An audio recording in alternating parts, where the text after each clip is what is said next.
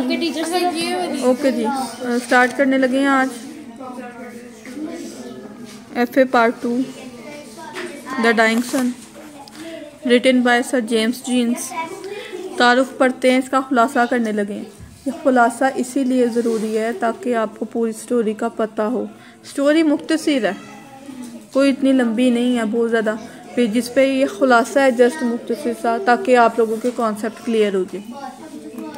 यह मज़मून ज़मीन की तख्लीक पर ज़िंदगी के ज़हूर से मुतल्लिक लिखा गया है कि इस मज़मून में पेश करदा मफरूज़ा महज एक क़यास है, इसकी कोई ठोस साइंसी हकीकत नहीं है। इसकी कोई ठोस साइंसी हकीकत नहीं है। द डाइंग सन, आपको ये ऐसा ऐसा पता चलेगा उसने ऐसा क्यों कहा है कि इसकी कोई साइंसी हकीकत नहीं है।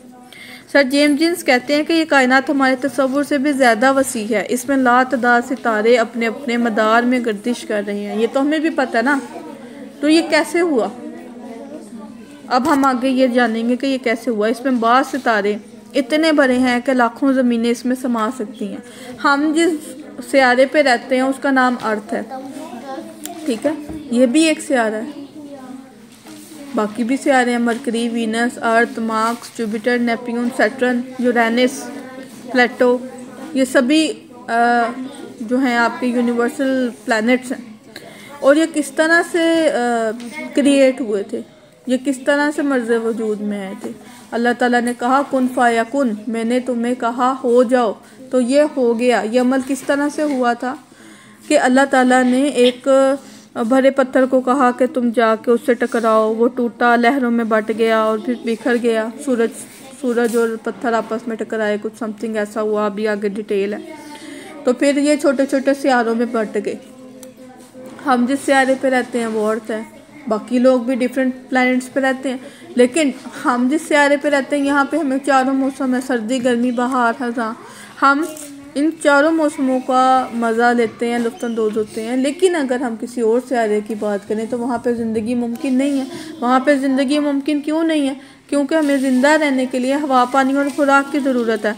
लेकिन अगर हम बाकी सियारों की बात करें तो वहाँ पे ना हवा है, ना खुराक है, और ना ही पानी है, और ना ही वहाँ पे एक मॉडरेट टेम्परेचर है। अगर हम यहाँ पे रहते हैं तो हमारे पास ऐसा टेम्परेचर है कि यहाँ पे हम सर्दी है तो सर्दी का एक मुनासिब हिस्सा है, दर्जा हरारत है, ठीक है। गर्मी है तो एक हद तक गर्मी है, बहार, खज़ां एक हद तक है।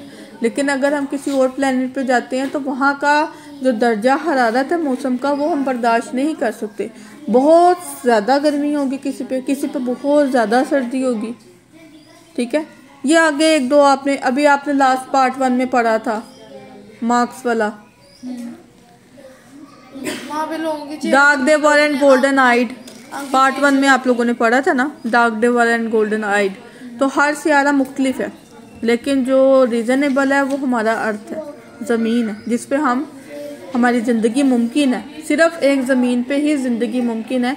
अगर एग्जामिनर ये क्वेश्चन देगा तब भी आपने यही लिखना है, सिर्फ ज़मीन पे ही ज़िंदगी मुमकिन है, क्योंकि यहाँ पे हमारे पास एक मॉडरेट टेम्परेचर है, हवा है और पानी है, ठीक है।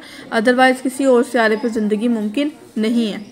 सर जेम्स जीन्स कहते हैं कि यह कायनात हमारे तसव्वुर से भी ज़्यादा वसी है। इसमें लातदाद सितारे अपने अपने मदार में गर्दिश कर रहे हैं। इनमें बाज़ सितारे इतने बड़े हैं कि हमारी लाखों ज़मीनें भी उसमें समा सकती हैं, और ये सितारे कभी भी अपने मदार से नहीं हटते। अगर ये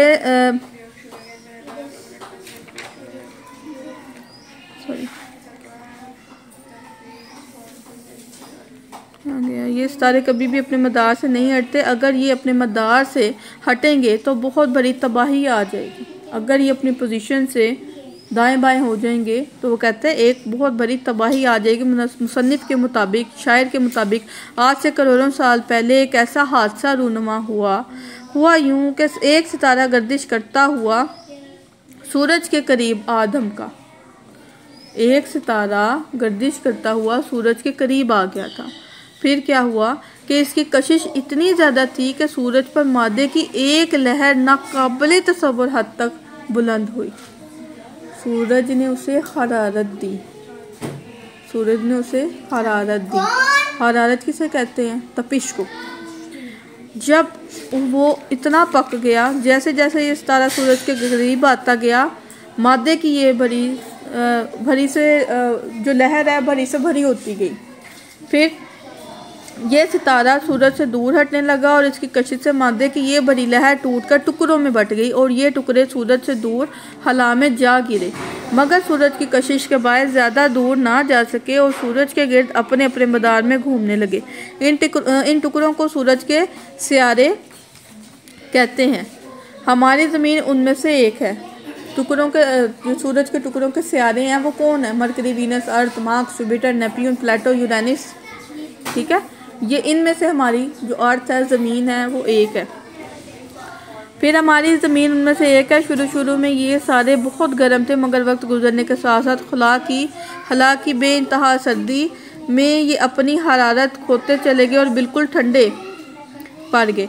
अब ये सियारे अपनी सारी हरारत सूरज से हासिल करते हैं, मगर ये मफरूज़ा हकीकत से कोसों दूर लगता है। बहुत से सवाल पैदा होते हैं कि जिनका जवाब मुसन्निफ़ के पास भी नहीं है। मसलन अगर सूरज का मादा नए सियारे को कशिश से टूटकर अलग हुआ तो वो टुकड़े खला में गिरने के बजाय इस सियारे की कशिश का सबब उसका हिस्सा क्यों ना बने?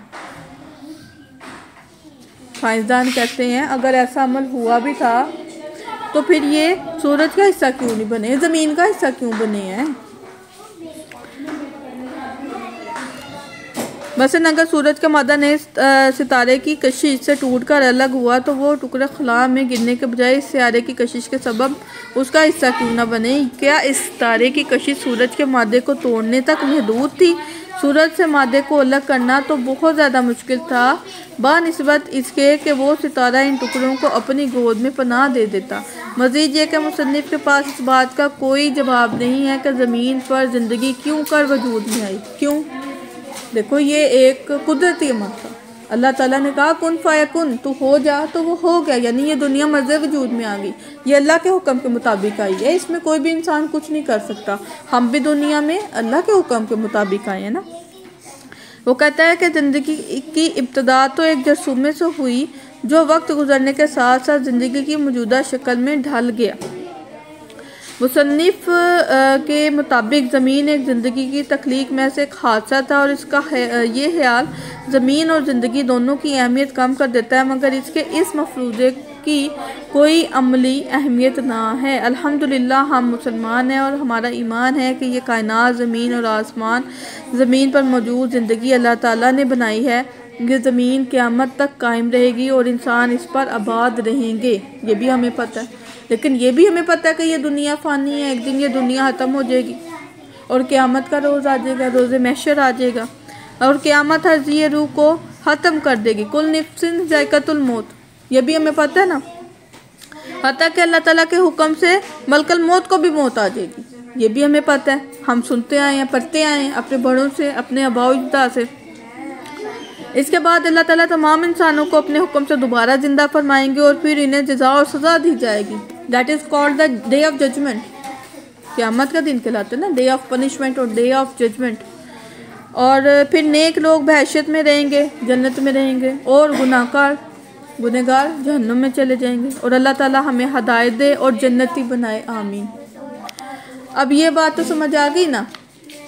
ये बात भी समझ लो कि ये जो दुनिया बनी है ये कैसे बनी है। ये एक हादसा थी, और ये हादसा क्यों हुआ पेश कि जब अल्लाह ताला ने हज़रत आदम को और अम्मा हव्वा को भेजा था। क्यों भेजा था? क्योंकि उनसे गलती सरदर्द हुई थी। जब अल्लाह ताला ने उन्हें फरमाया था कि आपने ये जो फॉरबिडन फ्रूट ऑफ नॉलेज है, आपने ये जो अकल का फल है इसको नहीं खाना, तो उन्होंने अकल का फल खाने की गलती की थी, जिसकी वजह से अल्लाह ताला ने नाराज़ होकर ये दुनिया तख्लीक की और सज़ा के तौर पे उन्हें दुनिया में भेजा। और फिर मर्द के लिए क्या सज़ाएं रखी कि वो मेहनत मुशक्क़त करके रोज़ी रोटी कमा कर लाएगा और औरत दर्द ज़ेब से बच्चों को जन्म देगी।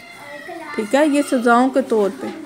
इस तरह से फिर ये दुनिया मर्ज़ वजूद में आई और फिर यानी हमारे पहले पैगंबर हज़रत आदम अलैहिस्सलाम और अम्मा हव्वा हमारे माँ बाप के तौर पे दुनिया में वजूद में आए। फिर उसके बाद ये नस्ल दर नस्ल सिलसिला जारी और सारी रहा। ठीक है, थैंक यू।